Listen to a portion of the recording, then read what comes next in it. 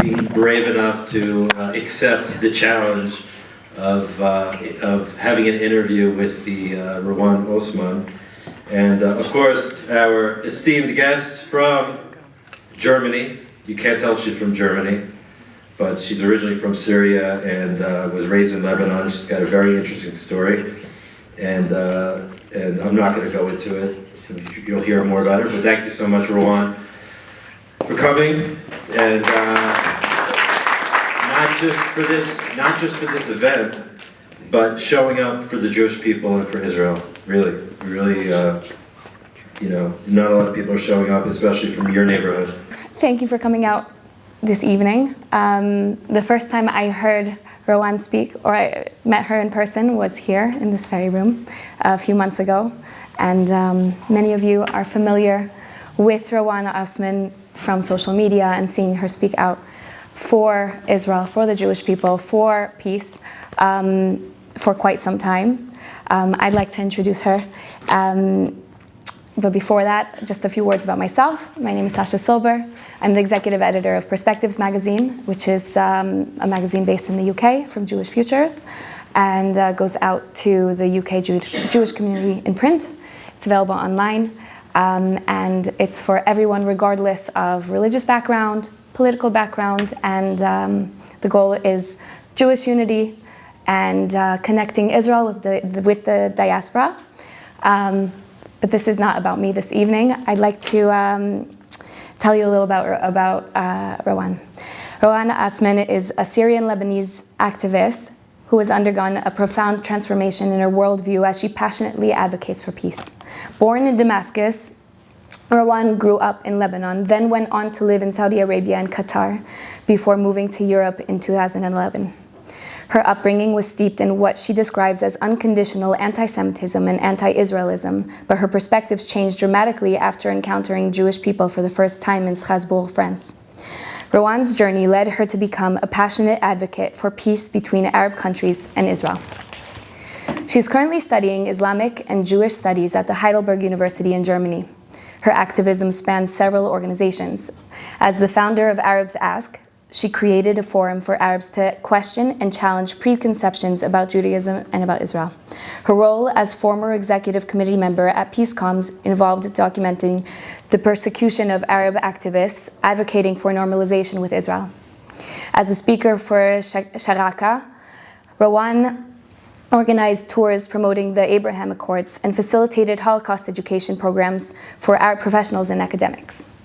Currently, she serves as the chairwoman of Post-October 7, a pro-Israel organization at Heidelberg University. Rawan has recently been involved in a documentary film called Tragic Awakening, a new look at the oldest hatred, playing a central and pivotal role as she explores the roots of anti-Semitism from her unique perspective as an Arab Zionist. The film, produced by Rabbi Raphael Shor and directed by Wayne Copping, delves into the historical and cultural genesis of Jew hatred and its impact on both Jewish people and broader civilization. Ladies and gentlemen, please join me in welcoming Rawan Osman onto the stage.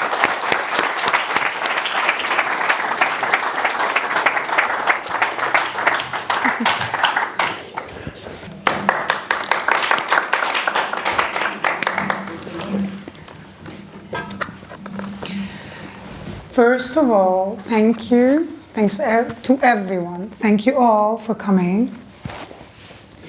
And I cannot be more grateful that this happened at this timing in particular. It's meant to happen. It's all part of God's plan. When Uri suggested we do this, I thought I'm gonna come and tell you the usual about my upbringing, myself being a recovered anti-Semite, and why my life transformed. And I'm a believer, and I always spoke with absolute confidence about Israel prevailing after October 7th. And Israelis asked me many times, how do you know? You can't possibly know. How do you know? And I said, I know. It's the imunah, my gut feeling. I know. And I changed the life of a few youngsters, Jewish students in the US who wanted to drop out of college in Canada or the United States. And I told them, yeah, that's an option. You can vacate the space for bullies, or you can use your elbows, as my rabbi says. I always believed that I'm going to witness peace in the Middle East in my lifetime. I don't know how, I didn't have a plan, but I knew it was going to happen. I understand the skepticals because I was an atheist all my life. My father is Sunni, my mother is Shia. I grew up in the stronghold of Hezbollah. I thought they're heroes. I'm not proud of it, but we have to call a spade a spade. We need clarity if we're going to cure this disease. And I attended the French Catholic school, and I've been living in Germany for the past 13, 14 years, so I am exposed to every type of anti-Semitism you can think of. I covered all that. And yet, I found faith only in Judaism when Hashem blessed me and showed me the light, showed me the way back home. From a rational point of view, I would be skeptical as well. But once I found this faith, this emunah, the way back home, clarity, I could tell white from black, good from bad, I knew that Israel will prevail. On October 7th, the Palestinian cause, in my humble opinion, was liquidated. They committed suicide, and that was the beginning of the end of the axis of resistance. I am really sorry that the price was very, very, very high for those who lost their lives, those who lost loved ones, those who are still suffering. Nevertheless, when we say, may his or her memory be a blessing, we should mean it. It is a blessing and it is a light, and it will help us navigate out of the mud in the Middle East. I believe it with all my heart. But I never imagined that the situation will escalate or develop this quickly. I was invited to a dinner end of May in Herzliya. I was one of two speakers. We spoke in front of a delegation of European parliamentarians, army people, or ex-army people. And the person who spoke happens to be famous in Israel. I don't know him, I don't watch Israeli TV, and he has 40 plus years of experience in the Mossad. And he said back then, you shouldn't go to war in Lebanon. We shouldn't do this. That would be suicidal. Thousands will die. No, no, no, no. We should find an agreement now with Hamas, blah, blah, blah, blah, blah, blah, blah, blah, blah. That's what I heard after that. I was thinking, what is he talking about? They will obliterate you, blah, blah, blah, blah, blah. And then it was my turn. And I said, sir, with all due respect, I have zero experience with the Mossad, but now you go in, hit them with full force, obliterate that mindset, destroy them, completely finish with them, go to Iraq, and after that, go to Iran, destroy the nuclear sites, destroy the axis of resistance. We have a golden opportunity. And I happen to be right. It's not based on... On my way here, I was reading on the plane the reports based on US intelligence, and it was almost identical to Israeli intelligence. Everybody advised against a war in Lebanon, and everybody was surprised. Bibi Netanyahu opted for this operation in spite of every expert opinion. And I was happy, and everybody's surprised. What I'm trying to say is, if we think about it from a mathematical and rational point of view, the same way I used to do when I was an atheist, Israel is doomed. We are dramatically outnumbered. You'd better pack and leave. Or you have emunah and you stay. Because how many more times should Hashem show you? I'm not preaching here, but I have a point I'm about to make. How many more times should Hashem show you, even those among you who are atheists? Miracles do happen. You're sitting in a death camp in Nazi Germany in 1944. It wouldn't cross your mind that a Jewish state will come to existence in 1948. But it happened. Today, there is a German embassy in Israel. We take it for granted. Think about it. And an Israeli embassy in Germany. Germany is the biggest supporter of Israel today. How crazy is that? Once Hashem bestowed this gift upon me, I was guilty. I felt guilty. I felt ashamed. Like, if Hashem can show everybody the light, why me? Like, why me? Why not show it to someone else? Because we think a little too much of ourselves. And I thought, like, come on, like, there's something, Hashem should do this or that. Until I understood, Hashem shows the light to everybody. It's up to us to choose to see the light, to read the signs or not. A handful, are brave enough to admit that I saw the signs and I believe in something. And I'm heading there, whether you like it or not. Even if 1 million people tell me, I don't know what they tell you, but I can guess, you're a traitor, you are brainwashed, you're paid by the Zionists, etc. I believe in what I'm doing, and I will see peace. Because I'm an angry mother, I translated the videos after October 7th from Arabic to English. I saw the videos, and I'm a mother, and I said this many times already. If I had a daughter who was raped and kidnapped into Gaza, I would have been dead. I wouldn't be here because nothing would stop me from going into Gaza. The IDF would kill me. You don't mess with our children. Not our Israeli children, because I'm not an Israeli mother, but there are 2 camps in this world. A barbaric camp, there's a cult of death, and modernity.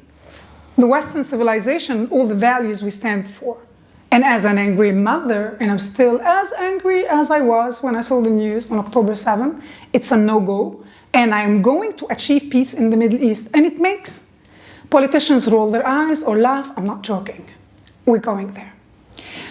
All this is to say that I came to Israel confident that Israel would prevail. And I said it, and I couldn't care less about those who were skeptical.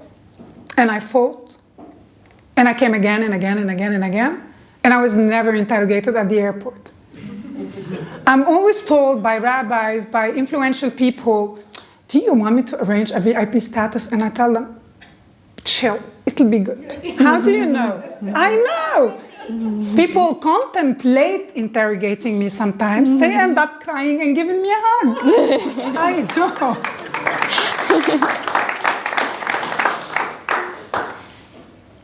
With the same confidence, I know that what's happening in Syria is good. With the exact same confidence. It broke my heart. I cried when people wrote to me, Israelis who trust that I'm intelligent.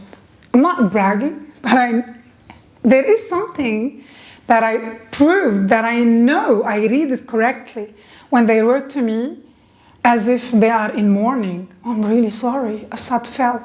Are you crazy? Do you know anything about Syria? A Lebanese politician, shared a story recently on television. He said, one time I went to Syria. Even the Lebanese were petrified. He said, one time I had to fly out of Damascus airport. And I took a ride with a taxi driver, and we were more than 7 kilometers far from a building. And it was a pretty building, interesting. And I said, what is that? And the taxi driver said, put your arm down, put your arm down. That's the presidential palace. And he said, they're crazy, they're mad, they're terrified. I know what I'm talking about because my grandparents lived in Damascus, in the center. People were terrified. So someone thinking, oh, I'm sorry, Assad fell. Are you out of your brains? Do you know anything about Syria? That is not to say, and many told me this, and I was insulted. I was offended. I wasn't sad. I was offended. You are supporting Islamists? No, of course I'm not. course I'm not. I watched Al-Jolani's interviews.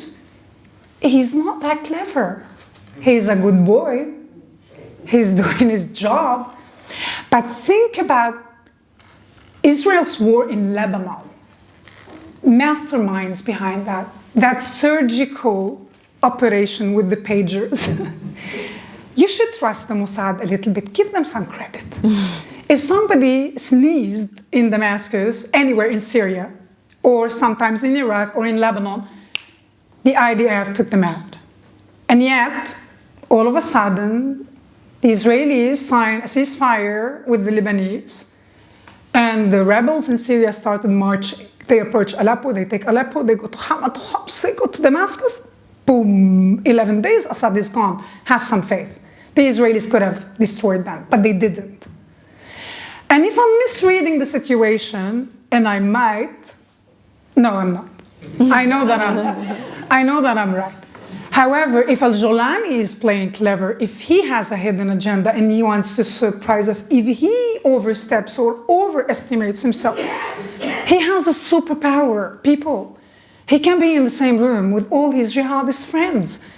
Intelligence services around the globe identified former Qaeda and ISIS members. They are identified. They're there. They're telling you, I'm marching to Quds, I'm coming to... They're there. And Al-Jolani is the only one who can get them in the same room. It takes a few rockets. So chill. Everything's under control. It is good. You should be happy for what's happening in Syria. And on that note, I'm going to end, but before we have the conversation I'm looking forward to, because this lady's talented. She's brilliant in what she does. I was waiting to get in this room with the people who will come to listen to me, and I'm going to run this thought by you. I have Syrian and Lebanese friends, living abroad. They're all interested in peace with Israel, but they're cowards. And they infantilize their own people. They tell me, yeah, you speak about peace. I have a message, you should convey it to the Israelis, but secretly. Because, our people shouldn't know because they're not ready. They think our people are too dumb. I started a TikTok account towards the end of the war in Lebanon because I wanted to know what people think. And I can't ask people directly because my friends and family members don't speak to me. And I thought, okay, TikTok is the most anti-Semitic platform. We've had no luck so far with all the experts who helped me on social media. So I did it on my own, in Arabic, with my Magen David, visible, talking about peace with Israel. And I was surprised that the people in Lebanon and Syria are so sick. They're so tired, they're so sick of this bullshit, excuse my French, about the Palestinian cause and the axis of resistance wanting to liberate the Palestinians. They want to feed their children. And they're so brave. You can see their names and faces, and they want peace with Israel. And someone in the Intel group on WhatsApp told me, after I was really upset because many Israelis thought I'm crazy and supporting Islamists, she said, how can I sponsor a Syrian woman? And I told her, what a lovely idea. Let's amplify that. I would, and I can find in a day, in an hour, 10 Israeli families who will sponsor 10 Syrian families. When I say this, it's a short period. It's 3 to 6 months. I'm thinking out loud. And it's $100 that makes a massive difference. If I say that people in Damascus feed their children from garbage, I'm not exaggerating. This is not political, this is not diplomatic, this is not official. It's a gesture. I'm a German citizen. We find a charity in Israel that will run this. How do we take the money into Syria? I don't know. We ask our German friends. German embassy takes care of that, or a church. And I'm interested to see who in Syria will accept to take the money. Because that is significant and brilliant. And I spoke to a legislator in Rotterdam yesterday, a Syrian, and I told him, what do you think? Is it silly? We start with like 5, 10, 20 families, whatever. It's peanuts. And he said, do it. Let's do it. Let's do it. I'm ready to come to Israel tomorrow and show my face. Because that will pave the way, especially when we show Syrians accepting to take the money. And it's not charity. We don't want to humiliate them. We're telling them things will be good. Yahya beseder. I want to help you stand on your feet. It's a short period and you'll pay me back. And then that will be an opener for collaboration on an agricultural level. I don't care, technology. We will open so many doors, and it is not official until it becomes official. Because each one of us can roll their sleeves up and help. These are my thoughts today, and I'm really grateful that I can speak about it to Israelis who do not infantilize me, and even if they offend me or hurt my feelings, will share their honest thoughts. Thank you so much. I'm sorry I lost track of time, but I wanted to get this off my chest. And now to you, Sasha. Go ahead, do whatever you want. I think, wow. I don't know what I'm doing here. I think that's, we can continue listening to... Do you want to go? Do you want to have a drink? Thank you so much. It's always fascinating to listen to you. And you're just brilliant. And I'm looking forward to seeing what happens with this brilliant idea, whoever it was in the group. Let's do it. Super creative. This is grassroots, real leadership. Israeli expertise. I love it. Okay, here's how we're gonna do this. I have a few questions, and then we'll open it up to the audience to take a few questions. I'm sure that everyone has a question, so we'll keep it. We'll run this in an organized way, and then afterwards, I'm sure we can mingle a little bit. So, if you would be so kind, jumping off of what you were mentioning about your TikTok in Arabic, you mentioned that we know that you come from a background that is full of preconceived notions. Have you been able to personally witness somebody that comes from your background with the same kind of ideology shift their perspective the way that you were able to when you were exposed to, like, as you put it, uncensored information once you got to Europe? Now that you're putting it out there, have you seen a shift? I can't say that I made that difference in anybody's life. This is relatively new, and sometimes you inspire people you don't know how. What I can say is that I heard a lot of stories, or people approached me and shared their stories. So I was telling earlier the story of Syrians, of a Jewish, to be particular. A Jewish student in Frankfurt University told me that her German friends dislocated her shoulder because she was like outspoken supporting Israel. So they hit her, and it's on video, and there's a court process.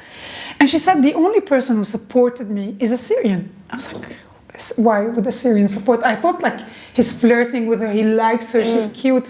And she said, no, he was treated in Israel thanks to this man sitting there. A big round of applause.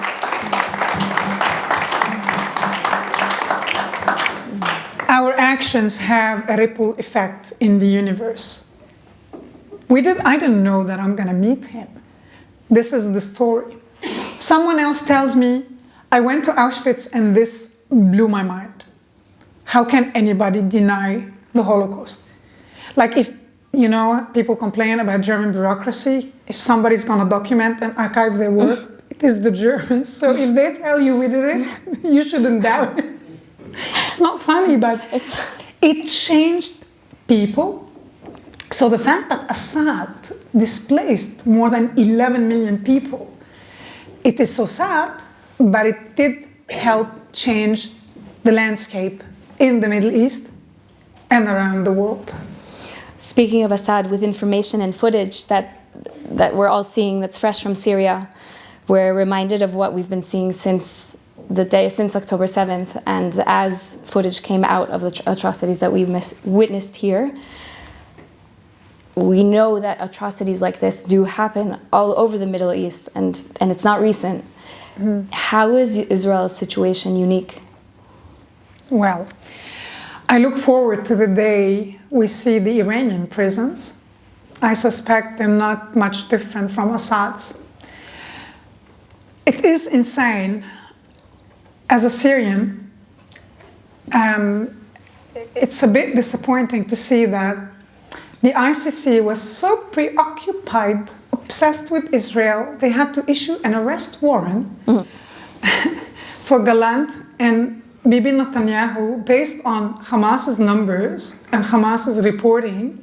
At the same time, we live in a world where Assad was granted humanitarian asylum. How crazy is that? The world is obsessed with Israel. Again, I repeat the cliche, no Jews, no news. This is not the movement now, the pro-Palestine movement is not humanitarian. It's not interested in the well-being of people suffering. I'm Syrian. This is why I do not accept anybody lecturing me about wearing a kafiyeh and going crazy on the street. Zip it. What do you know about the Syrians? Zip it. Like, you know, people seek luxury problems. They have nothing to do in their lives. So they go to see a therapist because their mother shouted at them when they were 6 because they dropped a plate. And I'm serious. I have friends, a Syrian studying in Heidelberg University. He's studying Semitic studies. And he was talking about like taking time out, 6 months. He needs to go to a ward. He can't cope anymore. And an Italian student told him, oh, I can relate.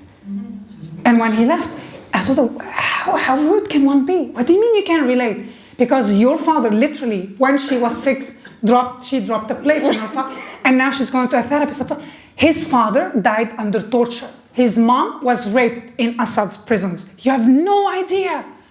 How rude. The same people go wear a kafiyeh and protest in support of the Palestinians. And when they say Israel is an apartheid, okay, have you been to Israel? What's happening is crazy, but I don't want us to leave on a negative note. It's good. It's highlighting madness. That's right. Yeah, it's a good way. Shifting a little bit, everybody in the room wants to do good and wants to do something proactively for Israel, for the Jewish people, for the sake of Israel. What do you feel we are missing in our understanding of the Arab world? What are we not asking you about the Arab world, about the Arab mentality, the culture? Yesterday I spoke at a show, and a lady came to me afterwards and she told me, you know, it was mind-blowing what you said about the Syrians and the Lebanese. You said they're not like the Gazans. To me, it's obvious. I didn't know I'm telling you a secret. I'm not making a revelation. They're not alike. And I give you an example. Some Arabs argue, of course we are alike, because it's like قضية واحدة, أمة عربية واحدة. We are one people, we're the Arabs, we have one cause, and all this nonsense. And I tell them, hold on a second. Is your Syrian mother like the Gazan mother? Of course. And I tell them, okay. Give me one example. Give me one example. Send me the video where a Syrian mother learned that her son died and she rejoiced. And they're like, no, we don't do that. Exactly. You're not mad because it's against human nature. You have to be completely brainwashed. I dare say a zombie. This is what I've seen on October 7th. These were zombies. Mom, I killed 10 Jews. I saw their blood. These are zombies. These aren't normal people. I'm a mom. God forbid, no, I don't want to use myself as an example, but this phenomenon, this very bizarre phenomenon of a mom rejoicing, finally, my son died, he's a martyr.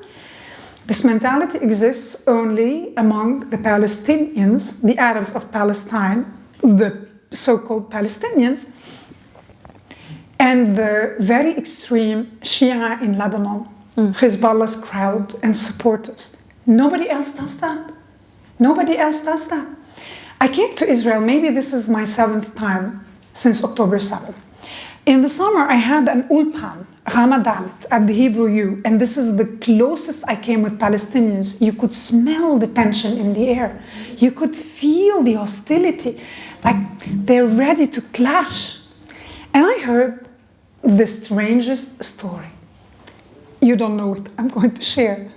So the Jews have bar mitzvah. I'm talking about boys in particular.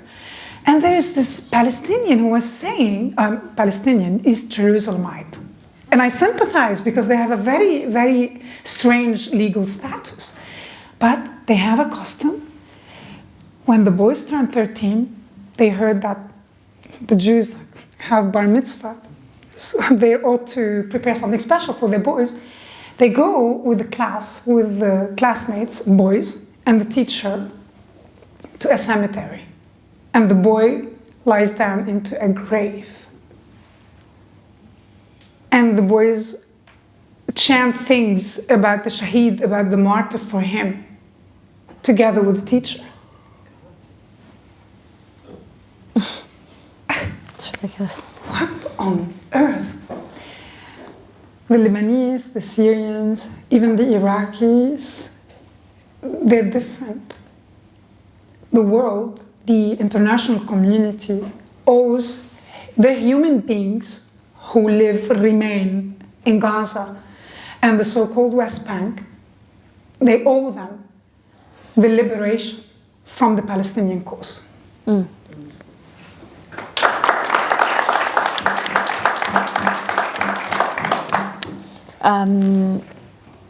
You mentioned coming 7 times since October 7th, and was that your first time in Israel?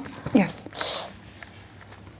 Has your perspective on Israel, on Israelis, on everyone living here, on your experience here, shifted every time, evolved from then until now? No. I went through a very long process of transformation. People think overnight. I lived among Jews in France and I thought, oh, nechmadim. I like them. It was a long process and I was very angry. And my very first Israeli friend was Yossi Klein Halevi. And I wanted to write a book and I submitted a few chapters for him and he told me, you can write a book? But what's the goal? Do you want to get killed? You're very angry. And I thought, old man, he doesn't know what he's talking about. I was very, very angry because all the wars we went through were senseless. The war trauma we share together with my parents and their parents and the Israelis and the Syrians and the Lebanese, senseless. So Yossi helped me calm down and focus, set a better goal. And when I thought, old man, you don't know what you're talking about, he sent me his book, Memoirs of a Jewish Extremist. I'm like, Yossi, a Kahanist? You smoke marijuana? The wise, cute man, he knew what he was talking about and he helped me. I was still, although it took me a long time to open my eyes, to understand, why does this animosity exist? It took me 7 years to visit the synagogue I lived near to, a friendly person arriving, I know. It took me a long time after I lived among Jews in Strasbourg to actually ask to go inside the synagogue. And I have to tell you this. When I watched the Jews and I thought, they're not bad, they don't seem monsters. Like I watched them from my window, I never spoke to them, but I'm like, they're nice. And I asked my friend, we are in Strasbourg. There must be a different attraction in the city. All the families keep going to the same building, 200 meters down the road. They all go to the same building. What is special about this museum? And he told me, that's their synagogue. I've never seen a synagogue. I didn't know why would you visit a synagogue with your family? And it took me 7 years to ask to visit the synagogue. So it was a long process for me. And I was still very skeptical the first time I decided to visit Israel, because I would voluntarily give up the right to ever return to the Arab world, especially to Lebanon and Syria. So it was hard for me, and I was really praying, please, please, I don't want to be disappointed. Please, I'm not going to go there and they're going to be mean and I'm crazy and I've been working for 10 years on something that's going to be shattered. No, I came here and everything I believed, Imunah, I thought I knew. They're amazing. And every time I come here, my conviction is reinforced. This country is a miracle, and the people are amazing. Don't get me wrong, they drive me crazy. They can stand in a queue, they step on my feet. I'm like, well, what on earth? Even religious men, they cut in front of me when I'm paying. I'm like, seriously? And he touches me. I thought you're religious. Like, seriously, you're gonna do this? And they drive me nuts.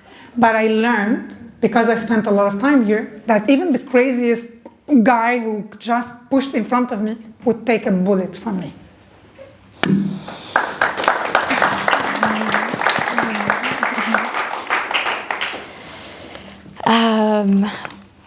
I can listen to you all evening. So, okay, next question. How have you've been studying Judaism, how has it, you've been talking about it a little bit, and you mentioned Emunah, but how has it shifted your perspective on the Middle East, on the world, on your worldview, besides that we're chamudim, and we're nechmadim, and we're...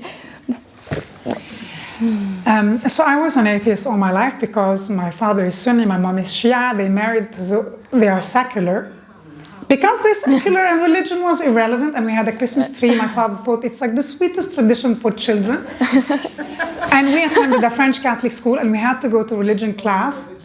And I love them, because they all told us they're lying. So the Catholics said that about the Muslims said that about the Christians, the Shia said that about the Sunnis said that. And as a child, you give up. You're like, you're all lying. So I was an atheist.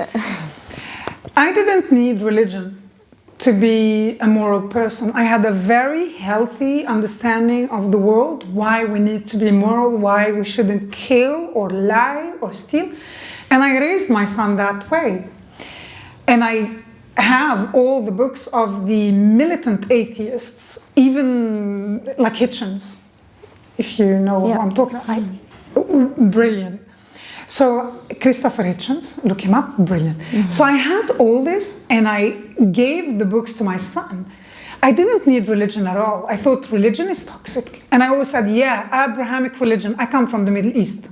It's really easy to be an atheist. You see the injustice, how people live? No, thank you. I'm not interested. But when I decided, when the refugees came to Europe and my son was bullied, and you don't mess with my son. Like, seriously, I go bananas, you don't mess with my son. When I say I would go to Gaza, I mean it. My son was bullied because everybody's like, you're coming to Germany, you steal our taxes, you don't work, you're lazy, your mom is Syrian. And my son was going to a Swiss school, I was working 16 hours, I'm paying my taxes, how dare you? And I thought, okay. So I lived in 7 countries, I kept moving. Now I go to New Zealand, I call my friends in New Zealand, Canada, the furthest I can think of, and they told me it's the same. And I'm like, okay, you can't divorce the Middle East, it's my roots, I have to solve the issue. We need peace in the Middle East, that's what we're going to do. And I tell this, and people laugh, I'm like, I'm serious? I'm serious? We're gonna do it? You see, all this changed. I'm like, I'm going back to university, studying Islam from a neutral perspective. Academics, right? And then I'm going to study Jewish studies to understand what's the problem with the Jews. And I attended this class with a Swedish rabbi, brilliant. Now he's retired, this funny character. And he gave us a few classes, ABC, it's not meant for Jews. And then in one class, he says something and it hit me. I'm like, oh, wow, I'm a Jew. I know I sound crazy, but I mean it. I'm a Jew. Here you go. It took me a few months. I kept thinking about it, looking in the mirror. I do believe in God. How crazy is that? But I'm a Jew. I realized that all these coincidences that happened in my life, and I always dismiss it because I'm a rational person. What are you talking about? Like it doesn't make sense. Everything was leading me back home. So I met with this rabbi finally, and I told him, Shaul, listen, I'm going to convert to Judaism. If you want to be part of my journey, I'll be very happy. If not, I'll find another rabbi. And I never played games, even the bed team. I found that dismissing Abrahamic religions, putting them in the same bucket, was stupid. It's ignorant, it's unfair, but it was stupid. Learning about Judaism, first I learned that those who claim my religion is an extension of Judaism, they're lying. You developed versions that are not designed for human beings. I mean, it's a nice try. People follow you. You have a large following, much larger than mine on Instagram. Good luck. You're doing something right. But Judaism is different. And it's not about quantity. It's humane. It changed my understanding of the world because I thought it's random. There is no greater creature there. So yes, as we say in German, Pech gehabt. Like it's hard luck. This is your cut, this is your share, live with it. But Judaism helped me make sense of the world. Every one of us has a task, and you have to be brave enough and embrace it. Saying that, I know I went on and on and on. When I started this project on social media, I started wearing my Magen David before I decided to convert. Because to me, it reminds me, when I look in the mirror every morning, that miracles do come true. Israel exists. So it was at the beginning a political sign, and I'm brave enough to wear it. And later it became a religious and a political sign. And wearing it and becoming known on social media, everybody, my friends who know better and experts who know better, told me take it off because that discredits you in the Muslim world. Of course, we have to adapt our message to the ears of the West, of the Muslims. I'm not playing these games, no gray zones anymore, not after October 7th. You have to choose a side. This is what Judaism gave me.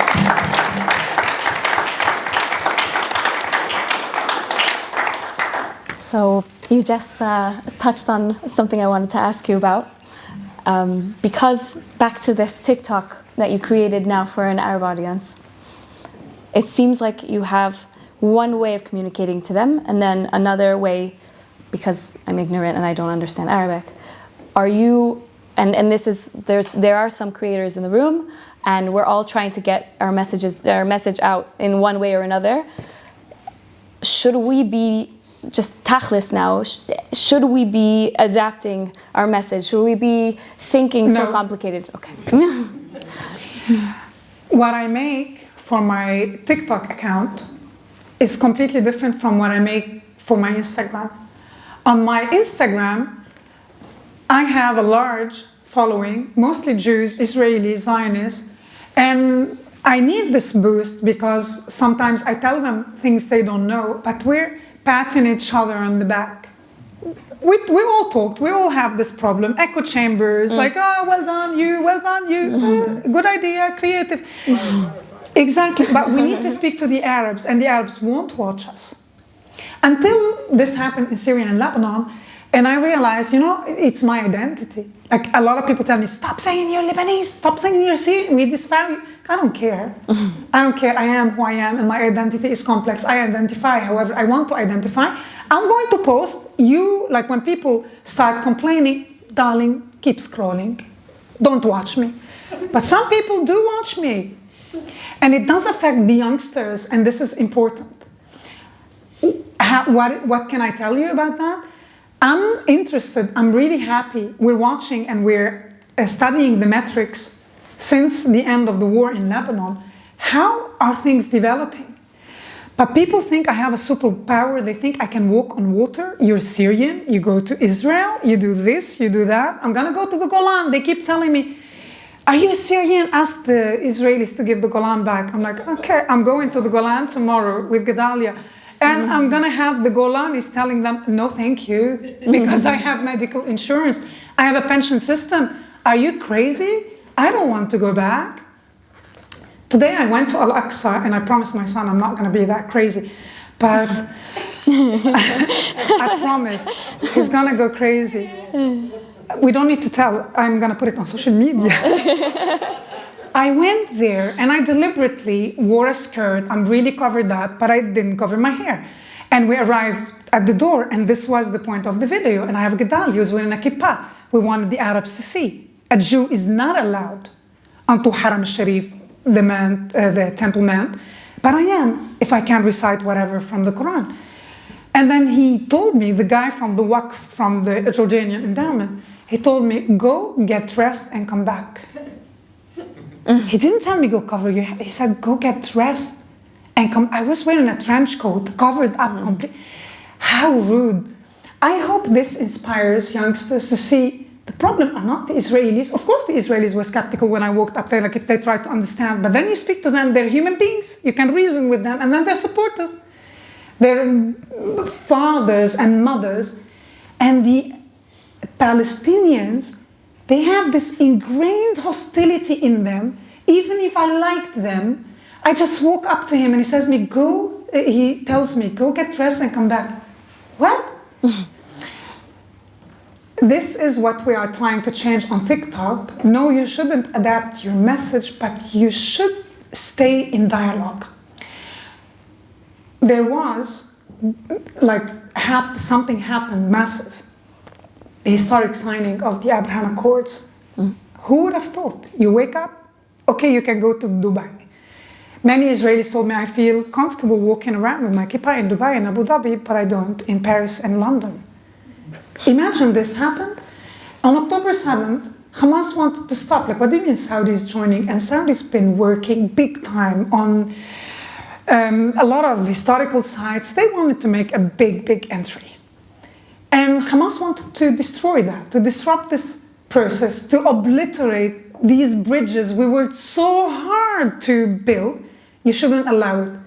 Forget about a government level. On a personal level, if you have an Arab friend, stick to them. You're not going to get out of their life.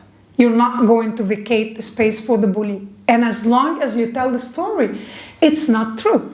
We did not kill 500 people in a hospital. It is nonsense. The BBC refuses to call Hamas terrorists. They conducted an independent investigation and realized it's not the Israelis, but until now you Google it, it's the Israelis. So you should say this, tell the story again and again and again. Thank you so much. Rawan, shall we take some questions from the audience? Absolutely. Until you throw us out, I know that our hosts are tired. I don't check the time. Somebody do, please. Should we do it with a, yeah? Thanks, Daniel. Go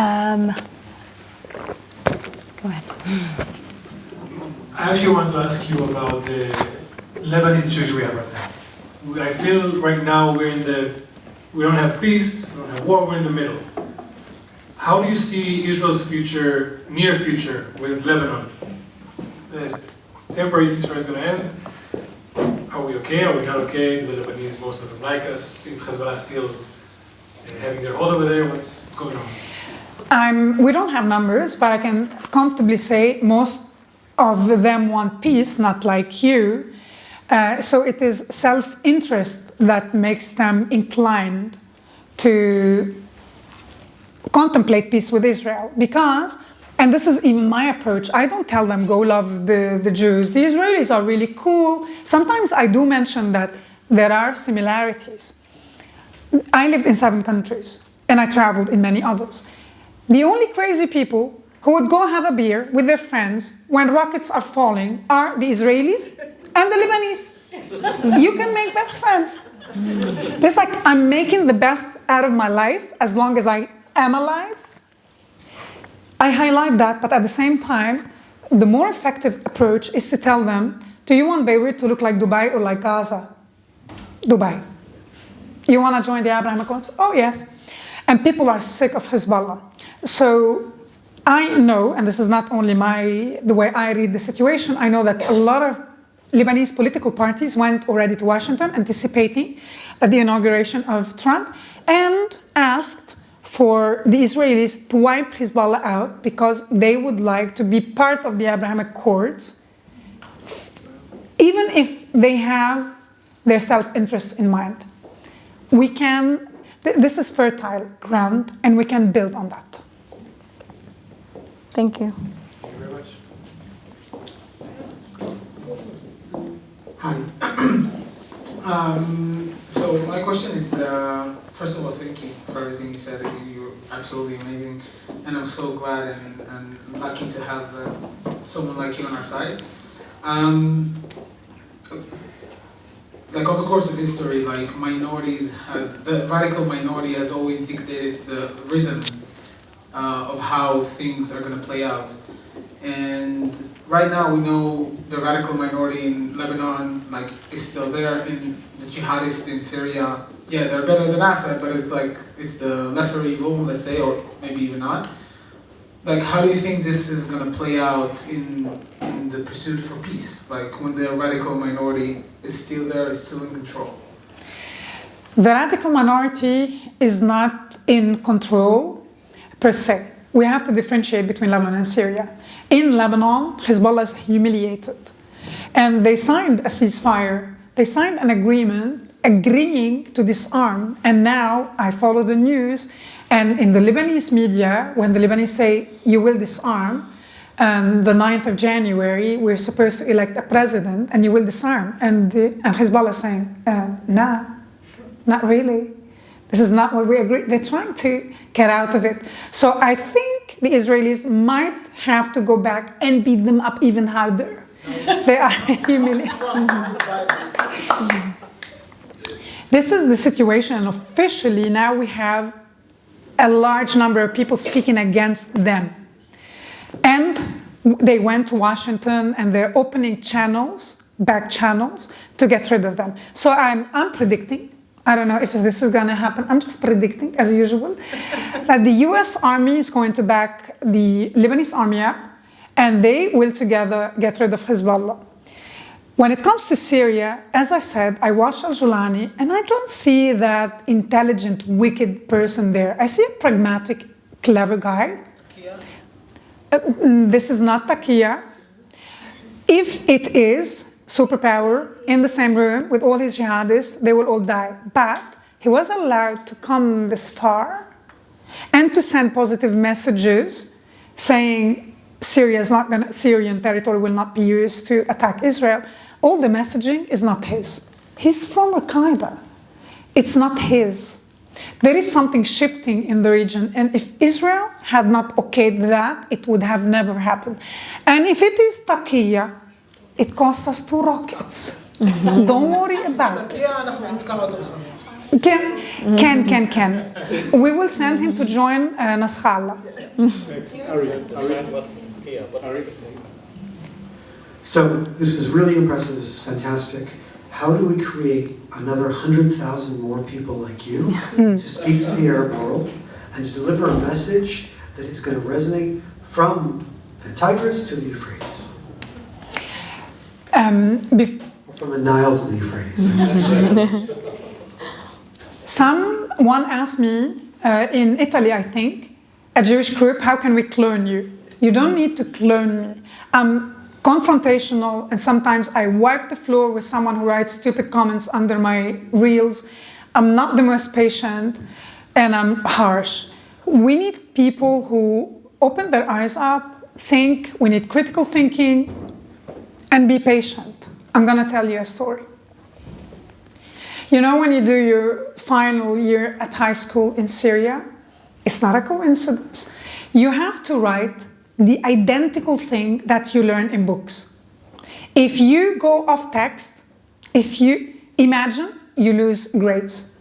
They were designing parrots. No critical thinking, and it's deliberately dismantled. So give them a chance. I broke out. I had my own journey, but others suffered because they've seen Hezbollah, who is fighting for the sake of the Palestinians. They're interested in the liberation of the Palestinian people. They came and helped Assad kill the Syrian people. They're too dumb. They shot themselves in the foot. And consequently, hundreds of thousands of people suffered. They're waking up. There is a fertile ground. This is a golden opportunity. And such initiatives, I know it might sound silly, but investing $100 per month as an Israeli, and they're not dumb. They know that if I have $100, there are 1,000 people in Israel who need it. And yet, I'm giving it to you. And we have to frame it this way. Do you know why? Because I'm a decent person, and my religion, who you think is like Islam, oh, we're not going to go that deep, but they will think about it. I'm doing it for my people, for the well-being of humanity. I'm helping you. And it's those small gestures that are the foundations for big bridges. And on bridges will cross trucks in the future, big projects. But we have to pave the way for that. I'll be the first to sponsor, by the way. Yeah? You want to? I'll be the first. I'm writing it down. You're not getting out of that. And you know me. Read. Hey, sorry. I have, like, as an influencer myself, I have two things I struggle with the most, and I kind of want to ask. So I communicate mostly with foreigners, but also, like, in my private life with, like, Israelis, and I can say there are two issues that I've seen, all right? So when it comes to Israelis especially, they don't understand human cruelty. Like, they don't understand how cruel people can be. And I can tell you, for example, when October 7th happened, my grandpa was like, why is everybody shocked? Like, my mom escaped when she was pregnant with me, escaped Georgia, because they had a civil war with Abkhazia. And my grandpa was like, you know what they, like, what it looked like? People were, like he said, like, the Abkhazians were playing soccer with people's heads. And my dad said, like, don't believe it, the Georgians did it too.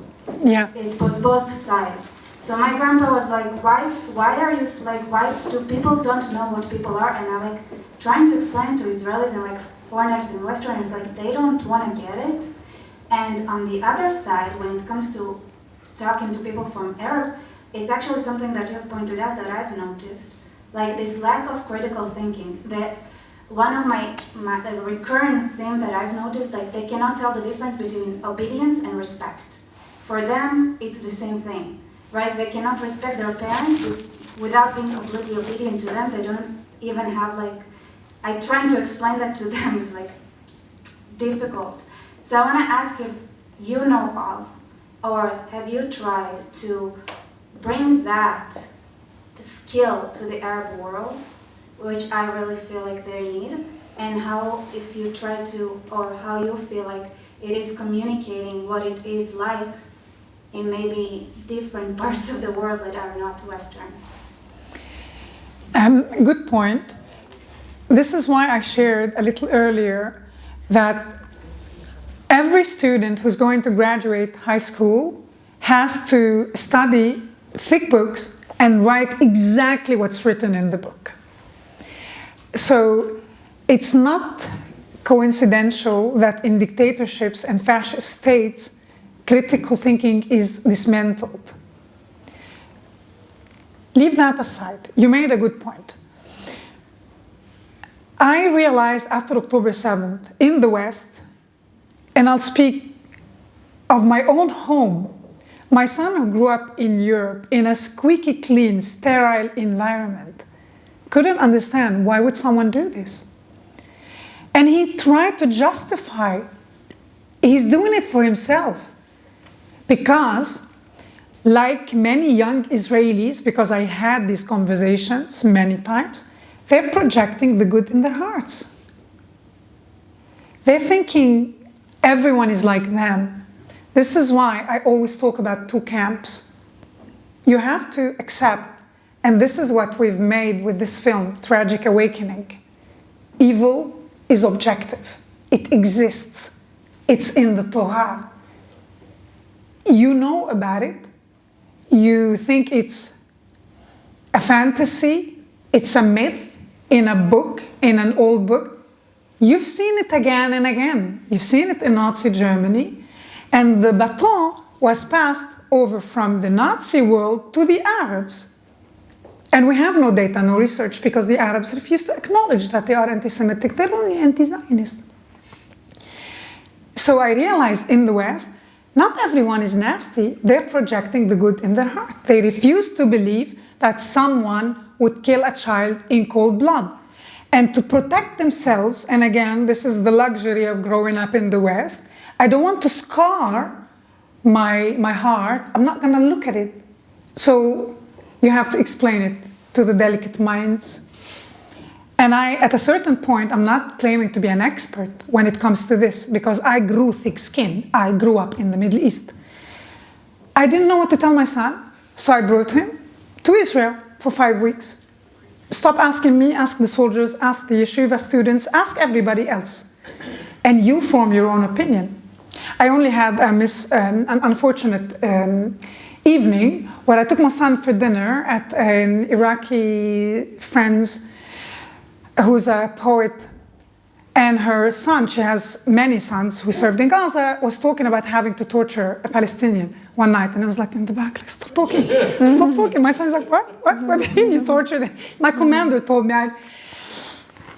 people don't understand why evil exists, why people are nasty, why they're willing to sacrifice their own children. They knew.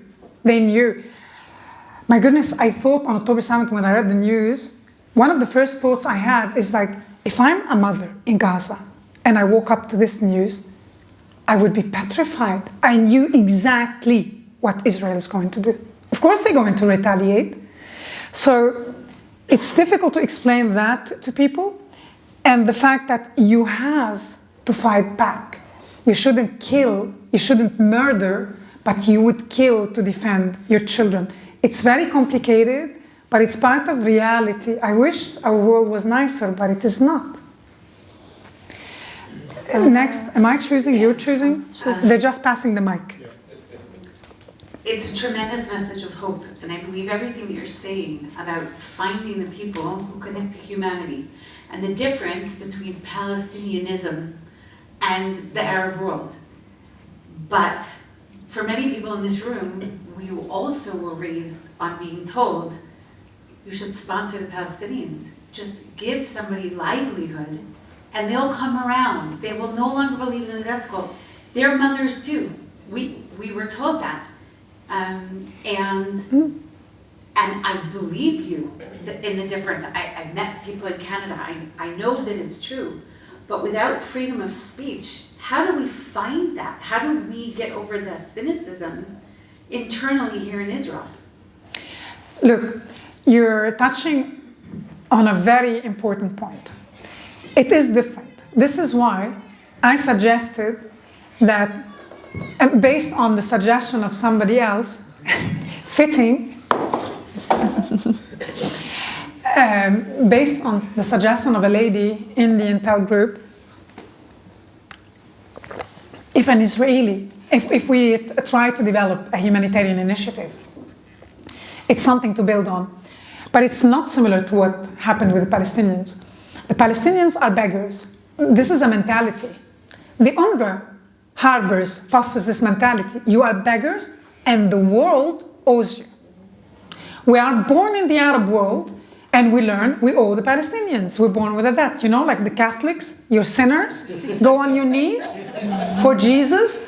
The Arabs owe the Palestinians. And the Palestinians hear this. Imagine you're a Palestinian, you're born into this world, everybody owes you, give me, help me. They stole my land, my grandpa, I don't know, told me something, give me money, you owe me. This is not the same case when you help a woman in Afghanistan.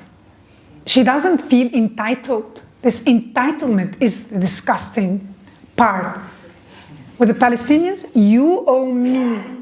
And it's not exclusive to the Palestinians. Many Algerians or Tunisians live in France, 2 generations, and they still think, you owe me. I'm going to destroy you. You're kuffar. I'm going to kill you. And it happens that after 2 or 3 generations, one of the kids goes and kills children at a school to make a point because you owe me. You exploited my country. You know, the entire post-colonial theory founded by the brilliant Edward Said, the Christian Palestinian, this crazy who went and studied in Columbia University. Imagine, it's not a coincidence. Of course.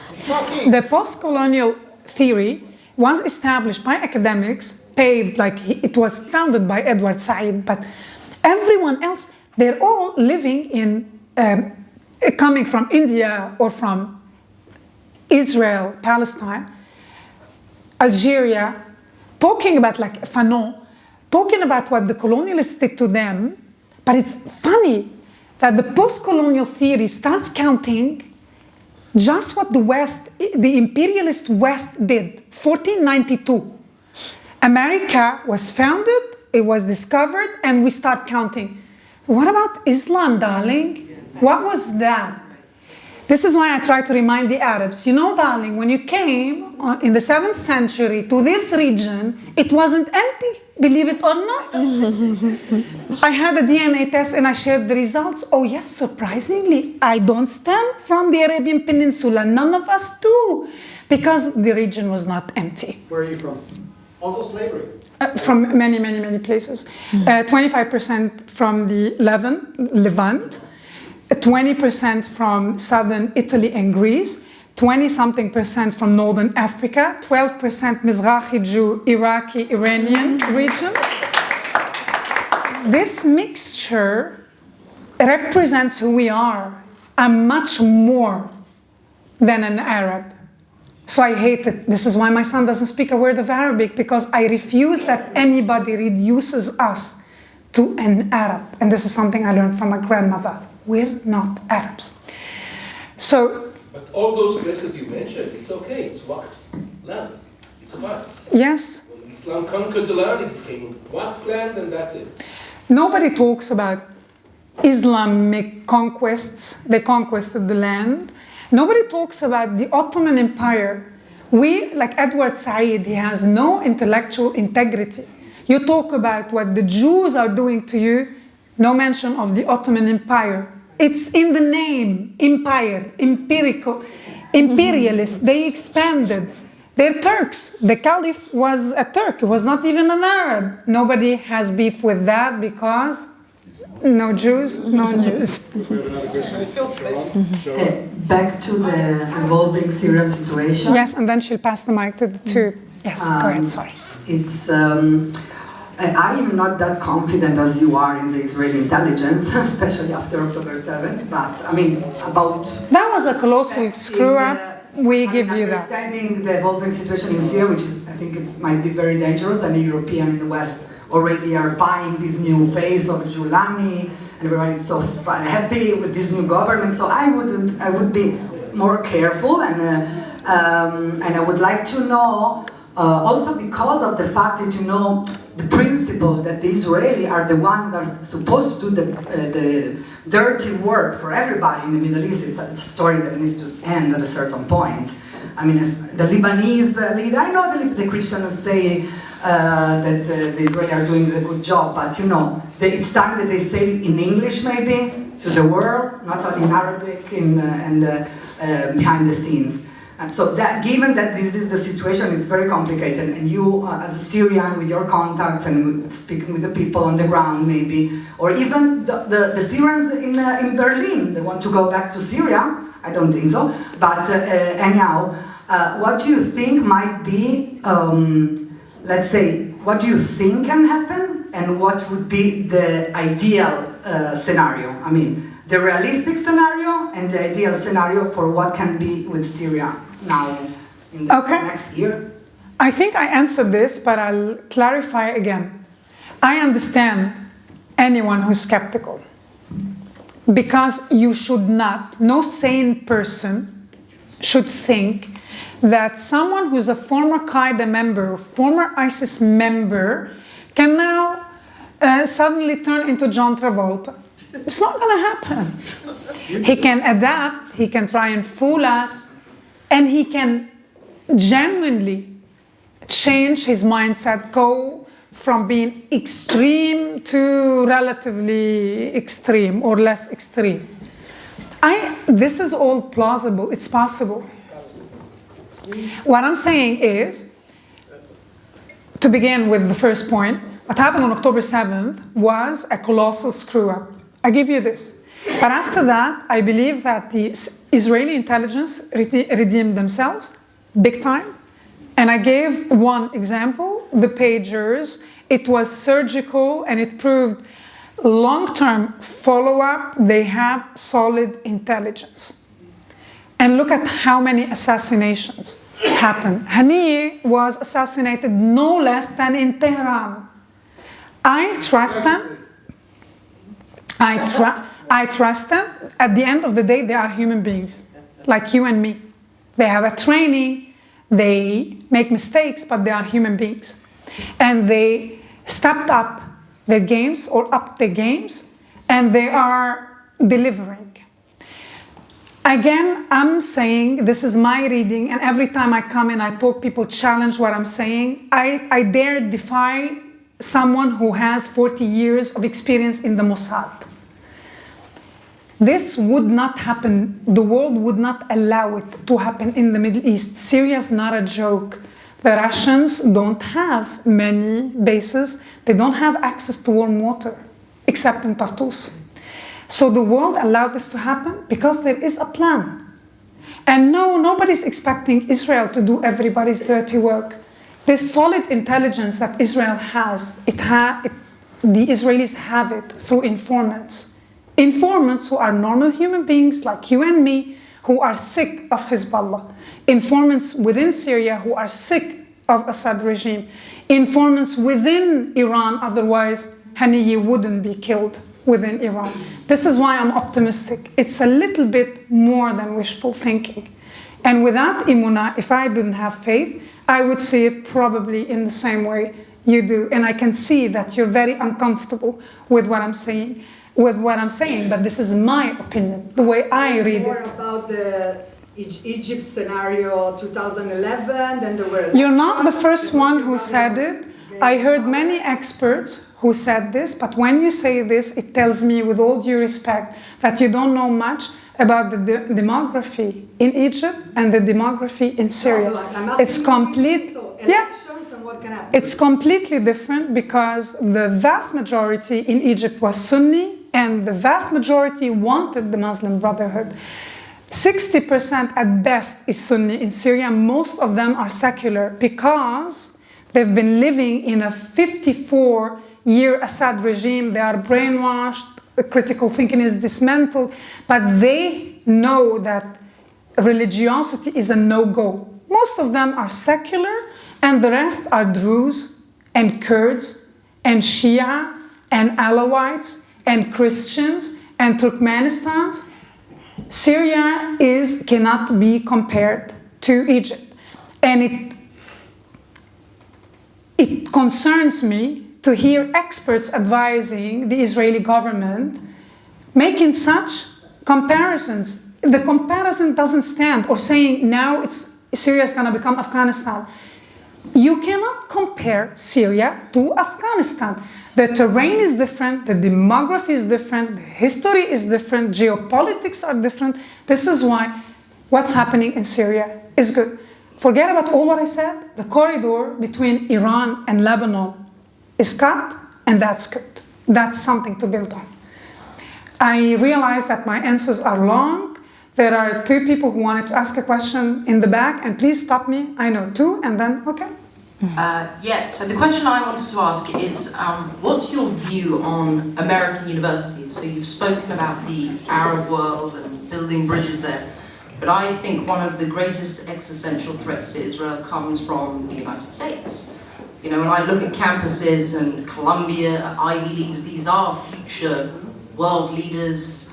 I mean, yes, you know, obviously the majority of US politicians are now pro-Israel, but do you think that will be the same in 20 years? I think that after October 7th, we realized, and I think I mentioned this point, I thought that anti-Semitism is rampant in the Arab world. Apparently, anti-Semitism is rampant all over the world. And a lot of people joined that pro-Palestine camp out of pity. They see horrific video footage emerging out of Gaza, limbs of children, and they think, as a decent person, I have to support them. They can't even find Israel on the map. They don't know. They're just parroting out of pity. This is what our role is, to explain. What's happening on campuses, like this is what I said earlier. It's horrible, but it highlighted madness. Now we identified a disease. And we're talking about it, and experts are talking about it. A lot of people are working on this. policymakers, legislators, academics, the world will change.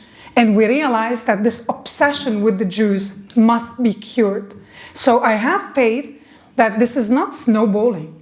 We've seen symptoms, but the world will change, immigration laws will change, and a lot of people, legislators, are gonna sit down and politicians and think, wait a second, this cannot continue, because they can take over our streets.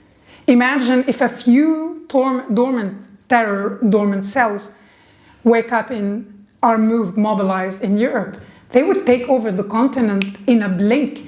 I advise you go watch a documentary on Netflix on the Bataclan massacre in Paris.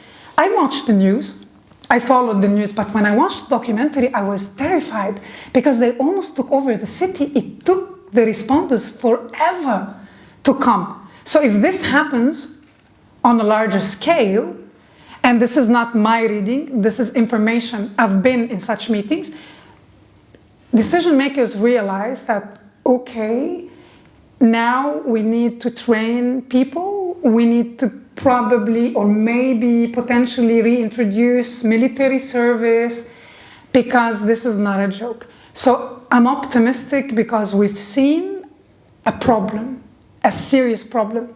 What's happening on the campuses is not random. Seeing all of them having the same tent sometimes, this is not random. You didn't go shopping in the same place. This is funded, systematic, and a lot of organizations are tracking the money. Hi, good evening everyone. Good to see you again, my friend, as always, brilliant. My pleasure. Shining. I feel even closer when I learn you have Tunisian and Italian origins, just like mine. So we are closer now. I try to rephrase my question shortly, even though in my mind it's a bit complicated. In my life, I have some diplomatic experience. I've been to the Ministry of Foreign Affairs, the cadet course, and I'm involved in some private organization that deal with diplomacy. And I've also been lucky to study in 6 universities, in Paris, in London, a few in the US and in Israel. And the fact is that I'm not optimistic, because I share the bench with people who are coming from top families, from countries in the Middle East, Bahrain, the Emirates, Saudi Arabia. And the truth is that what I found when I was trying to speak with them, even people from Indonesia and Pakistan, that anti-Semitism is so deeply incorporated in the way they think that I don't believe that anything can change their mind, including October 7. But within after October 7, the level of anti-Semitism went up to the extent that they say, oh, they didn't burn babies, these are fake babies, etc., etc. So what I'm trying to say in other words is that perhaps making the reality, the truth, accessible in different languages or in different way of putting them in front of people doesn't really change their mind. Rather, perhaps maybe changing the tone and saying, we don't need to explain ourselves. If we trust that we are moral people, that what we do is the right thing, that this is our land, maybe we need to stop explaining, and perhaps that will have a greater impact. And I would be happy to hear your thoughts about that. I would be happy to understand how would it help Israel to stop explaining. Lo akhpatli. What do you mean? No, not lo akhpatli, I will explain. But briefly, because people are really tired, sure. I think we need to... Sure. I think that in the course of the state of Israel, when we won battles and big wars, without apologizing, we enjoy support and admiration from countries around the world. Okay. That's what I mean. I got you. All right. Not the apologetic approach, because this doesn't work. I made sure, when I spoke in the Knesset, to say that restraint is not, you're not going to get a golden star for showing restraint. You didn't get a golden star when for over 10 years, back in the 70s in Lebanon, Israel opted for a diplomatic option until Israel had to invade southern Lebanon to create a buffer zone. Even now, Israel gave the Lebanese 11 months, gave the world a chance, opted for diplomacy, and eventually they had to go into Lebanon. So, not the apologetic approach. This is perceived as weakness in the Arab world. You should show full force. But stopping to communicate, or I don't have to explain myself, doesn't really work because we are part of the world and we need to collaborate and we need support. Israel cannot supply everything it needs for itself, and losing France is not a good idea. But not caring if the Americans tell you, no, you should not go and beat Hezbollah up, you should do it if it's in the Israelis' interest. That's what Israel has been doing for the last month. And it's effective because everybody turned, including the Americans, and shared reports. Okay, we were wrong. Our assessment was wrong. Kol hakavod, what you've done is good. This is what I want to say to, like, the Israeli approach. It's evolving. This is the worst that could happen, and it happened. And the Israelis managed, in spite, like, against all odds, they managed. When it comes to the Arabs, of course, I just said, anti-Semitism is rampant. I lived in Syria, Lebanon, Saudi Arabia, and Qatar. I know. Nevertheless, there is, I will not agree with you that it's all doom and gloom, because the Abrahamic Accords were signed. Something went unnoticed in the Emirates. A synagogue and a church were built. This is against Islamic core values. You're not allowed to do it. Dhimmitude status, as a dhimmi, you're not allowed. It's ABC of dhimmitude. And yet it happened. And it should give us hope. It is possible. And I don't think that the Emiratis did it just because they love the Israelis, because you are Hamudim or Nechmadim. They did it because the incentive was economical. Any crazy buffoon in Gaza now, give them enough, not charity. I don't want them to carry on being parasites. But if they build for themselves, if they go and study for 6 years and then have children and invest and build a small house, they wouldn't throw it in the bin. But those who have nothing to lose, who live off charity, the approach is completely wrong. UNRWA should be dismantled. The incentive was economical. And this will be introduced, and I trust a lot of people are working on this. Give people an alternative. This we will do in Lebanon, in Syria, and things will change. I will not accept that we end on a negative tone. When do we have to leave? How many minutes do we have?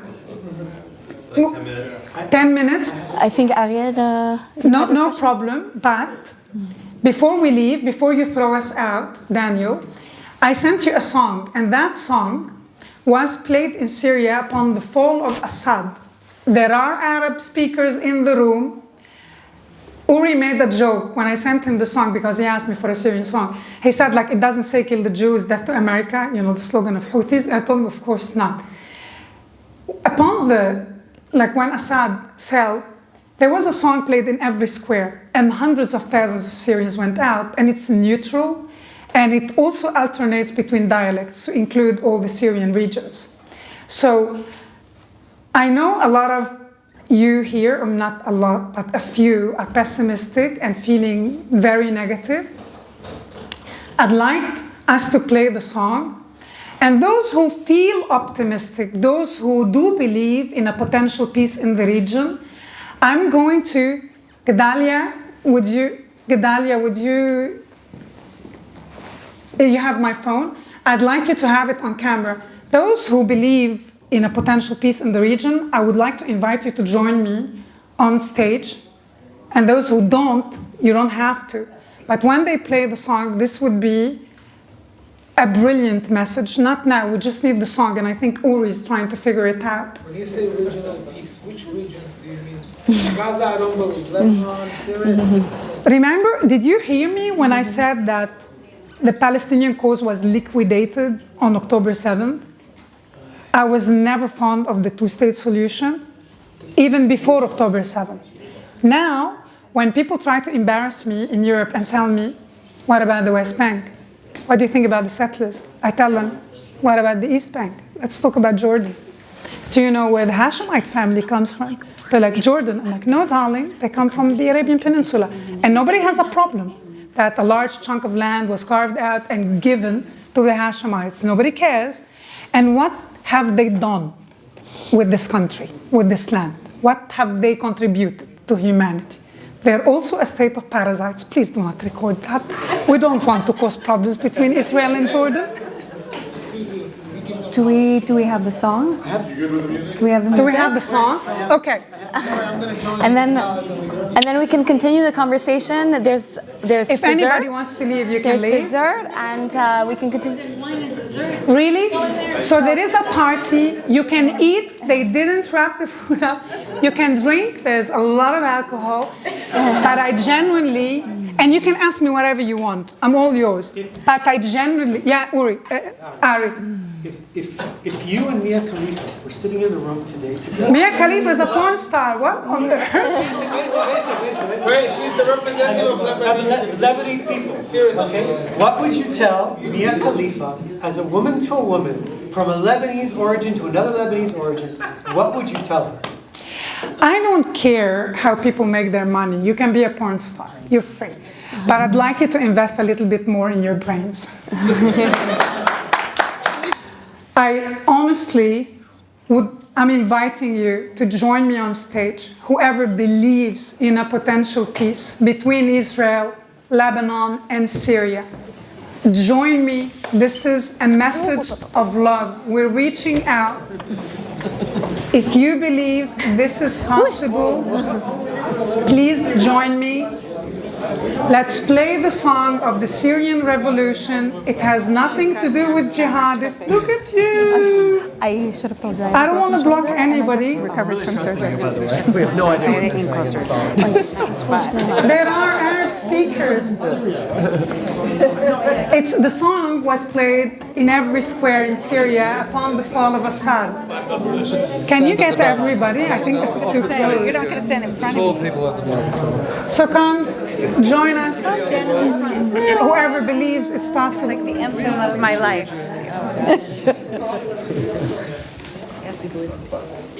Guys, whoever's on that side, move in a little bit over here. And Yeah, scrunch we in a need to little come over here, closer. because the lens won't capture all of you. So move in together more.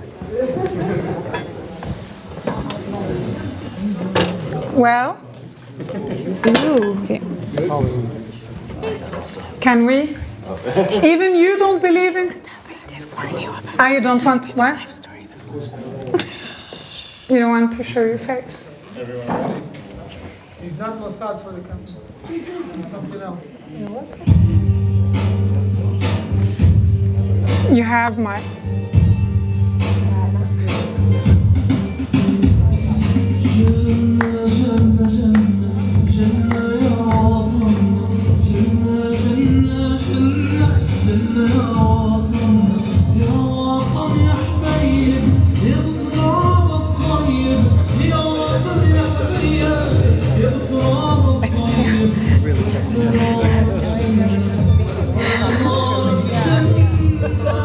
That's what I was saying.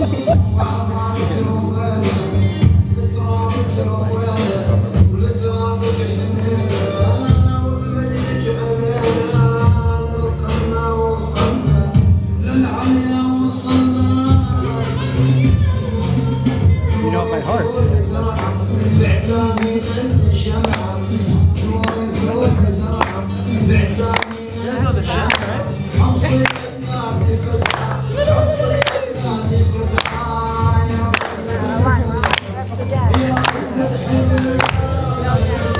No women dancing. We're all going through this. Exactly. All of our faces are big. Yalla. Like she said, Amuna.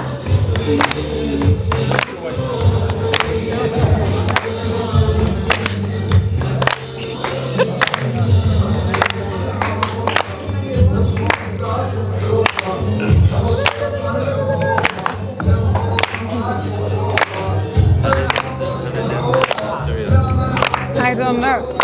I wouldn't know. You want to give us what it means? What lyrics? Yes.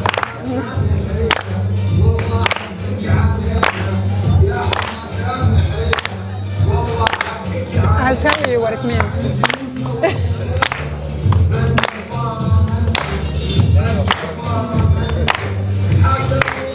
The song says, Jannah, Jannah, Jannah. Our country is paradise even when it's hell. Our dear country. That is basically what the song is on about, and it mentions the different parts of Syria.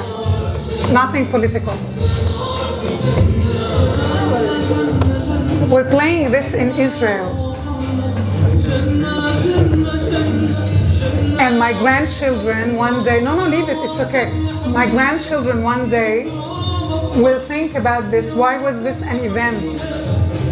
And I want to manifest this, Bezrat Hashem. They will think this is so silly when the Israelis can visit Damascus and Beirut, and you will receive normal, friendly people here. And my grandchildren will talk about this as being, wow, groundbreaking. How silly is this? Amen.